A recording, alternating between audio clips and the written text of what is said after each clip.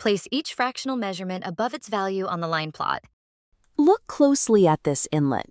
Reeds are scattered everywhere in the shallows, snapped to a variety of lengths.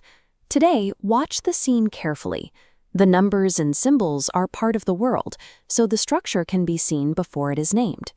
To manipulate this physical environment, we need a way to organize these pieces. Without a system, these fractional lengths are just floating randomly in the current. The environment reveals the solution: a line plot. By marking a length of driftwood in halves, fourths, and eighths, we create a precise structure to display our entire dataset. Every time Sedge finds a reed, he can stack it right above its matching fraction mark. This organizes the physical reality of the inlet into a system for solving calculations. Sedge's first challenge is here at the measuring bank. He needs to combine the lengths of the two longest reeds in the plot. The data points are clear.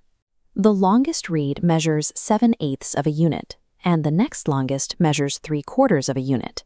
To add these, the two fractions need same-size pieces. We rewrite 3/4 as 6/8. Now we add over eighths. 7/8 plus 6/8 is 13/8. Since 8/8 makes one whole, that leaves 5/8 remaining.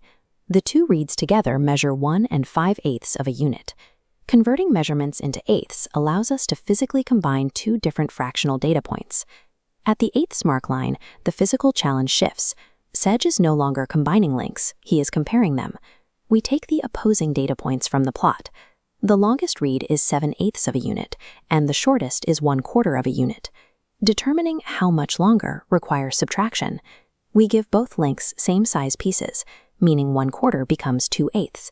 We subtract over eighths. 7/8 take away 2/8 leaves exactly 5/8. The longest reed is 5/8 of a unit longer than the shortest. Translating data into a common unit allows for a direct comparison of the two lengths. The light shifts at the stacked plot shore. Sedge is now grouping multiple reeds of the same length to find a total. The plot identifies the groups. Above the 1/2 mark, there are 3 reeds. Above the 1/4 mark, there are 2 reeds. The 3 half-unit reeds add to 3 halves, and the 2/4 unit reeds add to 2 quarters. To combine them, we need matching pieces in quarters. 3 halves equals 6 quarters. When we add the 2 quarters, we get 8 quarters.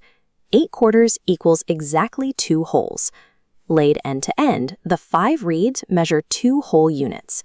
Using a common denominator allows us to scale these fractional stacks into a single whole number. We reach the question pool. The challenge here shifts from physical length to the scope of the data. Look past the fractions to the tallies. We need to count every XORG stacked on the plot. The plot shows 2 reeds at 1/4, 3 at 1/2, 1 at 3/4, and 2 at 7/8. Adding 2 plus 3 plus 1 plus 2 equals 8.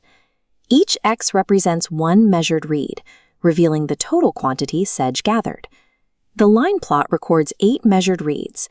The line plot functions as a complete, organized visual database of the physical environment.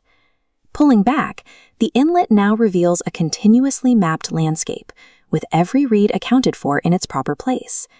The labels show what each quantity means. Sedge's physical action shows how those quantities change, and the math notation records the results.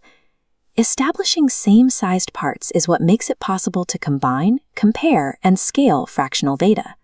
With the environment organized, Sedge can return to his natural behavior in the water. Look at the scene. Which label in the environment tells you the most important mathematical relationship, and how does the animal action prove it? Mathematics is a practical language used to understand, organize, and solve problems in the real world. 7/8 minus 2/8 equals 5/8. So the longest reed is 5/8 longer.